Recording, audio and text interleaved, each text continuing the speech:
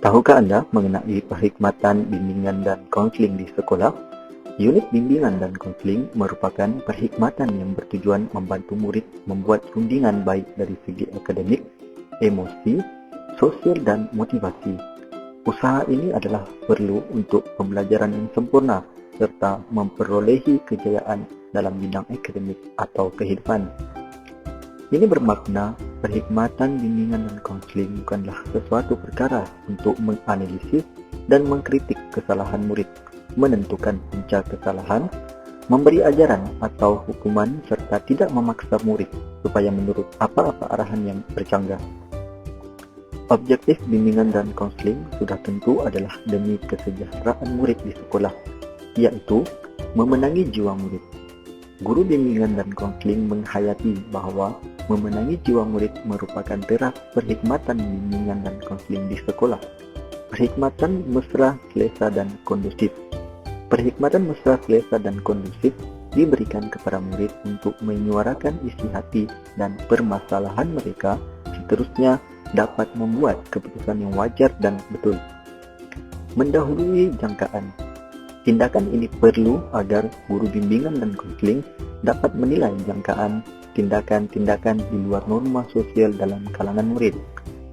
Meneroka peluang dan ruang kerjaya. Membantu murid memanfaatkan peluang dan ruang dalam bidang kerjaya yang sesuai dengan personaliti mereka. Berikut merupakan fokus bimbingan dan konseling di sekolah. Fokus ini adalah bidang ataupun perkara utama yang perlu dilaksanakan oleh guru bimbingan dan konseling sepenuh masa mengikut keperluan murid. Pertama, pembangunan dan pengembangan sahsia diri murid. Fokus ini adalah untuk memupuk pengembangan personaliti diri murid daripada aspek seperti sikap penyayang, budi bahasa, konsep kendiri, kepimpinan, komunikasi, kekemasan diri, dan ketepatan masa. Kedua, peningkatan disiplin diri murid. Fokus ini adalah untuk memupuk disiplin diri murid, termasuk intervensi yang perlu dilakukan bagi mencegah mereka terlibat dengan gejala-gejala disiplin dan antisosial yang lain. Ketiga, pendidikan kerjaya murid. Fokus ini adalah berkaitan pendedahan dan bimbingan kepada murid mengenai maklumat berkaitan pendidikan dan hala tuju kerjaya. Keempat, psikososial dan kesejahteraan mental murid.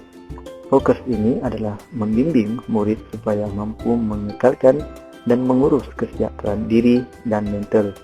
Menerusi fokus ini, guru bimbingan dan konseling akan membimbing murid dalam proses sosialisasi dan interaksi, membimbing murid dalam aspek pengurusan emosi, serta membantu murid mengembangkan pemikiran yang positif. Siapakah yang boleh mendapatkan perkhidmatan bimbingan dan konseling di sekolah? Semua murid adalah layak dan berhak untuk mendapatkan perkhidmatan bimbingan dan konseling, termasuklah murid prasekolah dan murid berkeperluan khas. Antara perkhidmatan yang ditawarkan ialah bimbingan individu, konseling individu, bimbingan kelompok, konseling kelompok, dan konsultasi ibu bapa. Etika perkhidmatan bimbingan dan konseling. Pertama, segala maklumat adalah rahasia. Dengan kata lain, maklumat pribadi dan perkara yang dibincangkan antara Anda dengan guru bimbingan dan konseling adalah dirahasiakan. Kedua, saling hormat menghormati. Anda sebagai klien bersama guru bimbingan dan konseling sebagai konselor dapat memahami peranan masing-masing dalam perhubungan yang profesional. Ketiga, bertindak adil dan bermoral. Guru bimbingan dan konseling mengambil kira pelbagai faktor untuk membantu kesejahteraan diri Anda. Keempat, kepentingan murid diutamakan. Anda sebagai seorang klien, guru bimbingan dan konseling akan mengutamakan Anda dalam pelbagai isu di sekolah. Berikut merupakan langkah-langkah untuk mendapatkan perkhidmatan bimbingan dan konseling. Langkah pertama, datang ke bilik bimbingan dan konseling. Langkah kedua, ambil dan lengkapkan borang temu janji. Langkah ketiga, menghantar borang tersebut kepada guru bimbingan dan konseling, di mana Anda telah pun tetapkan tarikh dan masa temu janji yang sesuai dalam borang tersebut.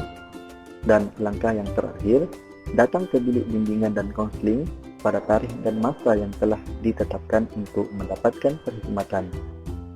Walau bagaimanapun, terdapat kes-kes tertentu yang membolehkan anda datang terus ke bilik bimbingan dan konseling untuk mendapatkan perkhidmatan, seperti kes yang kritikal. Jom dapatkan perkhidmatan bimbingan dan konseling di sekolah.